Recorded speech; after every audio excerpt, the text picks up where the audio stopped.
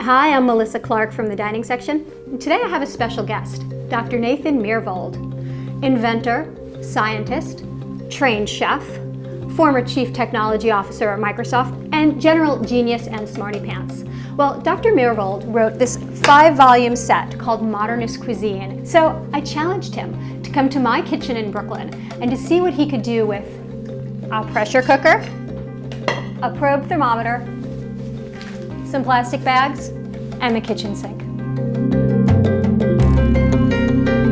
So here is some water that we have just run in the sink, and I adjusted it to get it about 114, 115 degrees. It feels very warm, but not actually hot. Yeah, we're not going to burn ourselves on this one. Right, good.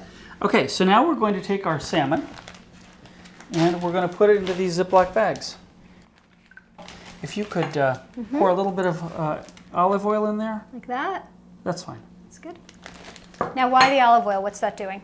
Well, the olive oil is mostly seasoning. It tastes good. Okay, tastes good. Great. Having a little bit in there also helps with the heat transfer, because we're not going to vacuum seal this. We're instead going to put this in here. So you have not sealed this yet? I've not sealed this yet. I'm pushing it down. The weight of the water pushes most of the air out until we get all the way up here at the top, and then we go like... Now that we put the cold salmon in, the temperature's dropped a little bit, and we're going to take this over and put a little bit of hot water in. Okay. When you're cooking with low temperature, timing becomes less and less critical. It can't possibly overcook. Right, because it's not going to go above the temperature of the water. Yeah. Salmon has been sitting in that warm water for about 30 minutes, and now we're going to take the skin off of it, and Nathan is going to... What are you going to do, Nathan? We're going to make a spice butter, which we're going to use to sort of finish the salmon with. The spice mixture is ground up hazelnuts and coriander seed. You melt them together, kind of? Yep. The butter with the... There's a little bit of lemon zest in there. Okay, perfect. So now the salmon is cooked. It has the skin on, though, so we'd like to remove the skin. We could have done that up front, or you could have your fish vendor do that, but after it's cooked, it's actually even easier. So here's our salmon. I go like that. There we go. Perfect. Now we have to heat up our spice butter. We don't want it very hot. That's more than hot enough. Now, why bother searing it if it's already cooked It's not through? even really searing it. What we're doing is we are going to baste it with this spice butter. Ooh. It is getting hotter, so we are cooking it slightly, which makes the outside a little bit more firm. There you go. Okay, so here it is. We're going to garnish with a little bit of preserved lemon. Oh, that smells so good. It's the coriander. And if I don't have preserved lemon, I could just use nothing. That's spice butter. That is delicious. That would taste good on anything. Yum. And the salmon's perfectly cooked. It's like velvet. First thing we're going to do is I'll show you how to pull the fibers out of celery. I love celery, but celery has these fibers in there. So I'm taking a very dull, sort of a kitchen knife, and I'm sort of not really cutting it all the way through. And then I pull it like this, and I pull them out. So in order to get the liquid in there, though, the tiny channels that have air, we need to use a little bit of force. Now, one way to do that is with a vacuum machine, a big professional vacuum machine. We're going to use pressure instead. So this is a cream whipper. Take this off. We're going to put our celery down in here. Okay. Now let's make our... Does it have to fit in one layer? I guess not. It's kind doesn't of have to. Okay. Now, if you put in something really big, you might not get it back out again. Okay, That's why celery sticks are a good idea. Now let's make our liquid. We've got the apple cider, and now let's add some gin, which was your idea. Yes, I love that. I like the idea of making it boozy. Of course, you could do it with just apple juice. You could do it with almost any liquid. Right. Let's Should we taste? See, you have the gin cider ratio. I like celery and gin, so I thought it might. That's good. Are we done? I'm done. We can just, do you have a straw? Yes, the hell with the celery. How much liquid do you want in there? Ideally, you'd like enough to cover, which is, if you take a peek, we're covering. We're there, yeah. We want to force that marinade inside. So we're going to put in 2 of these little nitrous oxide cartridges. Nitrous oxide actually dissolves in liquids very easily. Most gases don't. This is now many times atmospheric pressure, which is why it's in a metal bottle. Right. Okay, so now stir a little bit. We're gonna let it sit for about 5 minutes. I think it's ready. Okay. So first we have to release the pressure. Loud. Because we want that pressure out because we're about to open it up. We didn't want to kind of like splatter all over ourselves. Right, so if we'd done that, we would have just got liquid everywhere and it would have been a mess. It would have. Okay.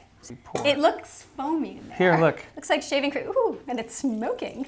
Put a little bit of epoisse on it. I can smell the gin.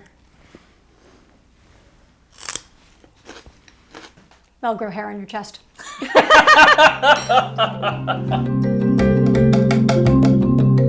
So Nathan, I've got steaks that I've frozen. These are 1 inch thick. I froze them for 40 minutes. And if I wanted to, I could just stick them in the freezer the night before. This recipe will work even if they're totally frozen solid like a brick. It'll just take a little bit longer in the oven. So we want to make sure that we have nice flat surfaces so that we can sear. Okay. And the reason we're freezing before searing is to make sure we don't overcook the inside. We're going to use safflower oil because safflower oil has the highest heat rating of any of the commonly available oils. We're going to heat this up till it's the smoke point, which is almost 500 degrees. We're going to put our fan on now. Okay. We could, in theory, fit both steaks in there at a time. Right. Not a good idea. Okay, why not? Because we don't have enough oomph from this burner, and we take the temperature down, we wouldn't get the really hot sear, so we're going to do them one at a time. Now, we're only going to sear this on one side. Okay, why is that? We're going to use the oven to do the cooking of the meat. Right. This is only a surface treatment. Okay, we are there. Okay. So now, sorry, Melissa. That's all right. Now we're going to do the side. Occupational hazard here. You want to put in here? Yeah. That looks So we pretty. can see it. Doesn't that look nice? Yeah, it does look but good. That's the whole idea, is for it to look like that. Now, should we sear that one that way, or do you want to get the blowtorch? Oh, you want to do blowtorch? Yeah. All right, blowtorch. Okay, so this is 2,000 degrees. Is that all? Yeah, Just that's all. 2,000? And Nice. Actually, that looks really good. it lets you get a little, depending on how far away you get, you can brown it different ways. You play it back and forth so you don't sort of get any one spot too much. Right, so you just keep it moving. One nice thing about a blowtorch is you can kind of scorch the edges of the bones. That kind of looks nice. That does look nice. Okay, so now we are ready to put this in the oven. Okay. Now we've got the oven at 200 degrees. Yes. If your oven went lower, we'd go a little lower. How long do you think that's going to take? What is your estimate? An hour. An hour? Hour, give or take. All right, so we're going to clean up. So here it is. Now normally I'd have to wear those, but in a really low oven, it's a Not that little hot? warm, but it's No, not that it's actually not that hot. So now what temperature that is? 122, did we say? Did we? This was up to about 123. Okay, so this is almost medium rare. Yeah. Now, it turns out when you cook low temperature like this, the meat is going to look a little bit less red than it will ultimately get. If we let this sit for a minute, you'll see it'll actually get redder. That's right? because oxygen is coming in here and it's binding with the myoglobin. Myoglobin is the muscle version of hemoglobin that's in our blood that makes it red. Can we eat it? I think we should. So let me just... I like the crispy bits too. Oh, wow. I'm getting the sear. I'm getting that wonderful brown caramelized flavor, but it's all about the texture because I'm not getting that, that sort of chewy little crust that you usually get. I'm just getting soft, rare, bloody meat. So, caramelized butternut squash puree. Why make that in the pressure cooker as opposed to just, in a regular pan? So if we make it in the pressure cooker, we can actually brown the squash, not just on the outsides, but all the way through. Now normally, browning reactions happen about 300 degrees Fahrenheit. It's higher than the boiling point of water, which means normally to brown something, you have to dry the outside out by searing it very hard, and then you get a very thin layer of brown. But it turns out the browning reactions happen at lower temperature in an alkaline environment. So we're going to add some alkaline stuff, baking soda. That's what the baking soda is. Baking soda is alkaline, and what this will do is this will lower the temperature at which we get those caramelizing and browning reactions down to a little above 212, 220, 230. So we use a pressure cooker. The pressure cooker brings the temperature up to 250 degrees, and so it's a very easy way to do it. We need to melt some butter in here. Okay. So let's take some butter. Just a little butter, just a touch of butter. You could use less, but No, it wouldn't be please. as buttery. No, I love it. Okay, So we've melted the butter. Great. So now we're going to take our cut up peeled squash. We're going to put in some salt. The way people like salt is about 1% of the weight of the food. Okay, so now we're going to take the baking soda. That's about 0.5%. So it's roughly half as much baking soda as you would put salt in. So now we're going to put the top on the pressure cooker. Now you're going to bring that up to full pressure. Yes. And I guess everybody's machine is a little bit different, but when your machine hits full pressure, then you just lower the heat and you let it, then it just does its thing. Well, it's full pressure. Okay. So we've turned the burner all the way down to low, which Okay. is going to be more than enough. And it's going to maintain it. And then we set a timer for 30 minutes. So you release the pressure in the sink? Yes, it's always a good idea to release the pressure. Some have a button that will let you do that. So now we take it off, and there is our caramelized butternut squash. Now we're going to just puree it. We're going to puree it.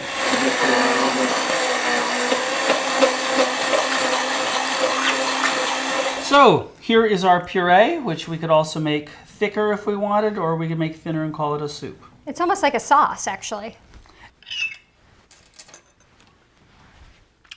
That's good. It's like a perfect sauce. Cooking is about understanding the techniques by which we take raw food and turn it into something that's even better than it was when it's raw. Well, you did that because this is even better than it was when it was raw. It was delicious. Nathan, thank you. Thank you.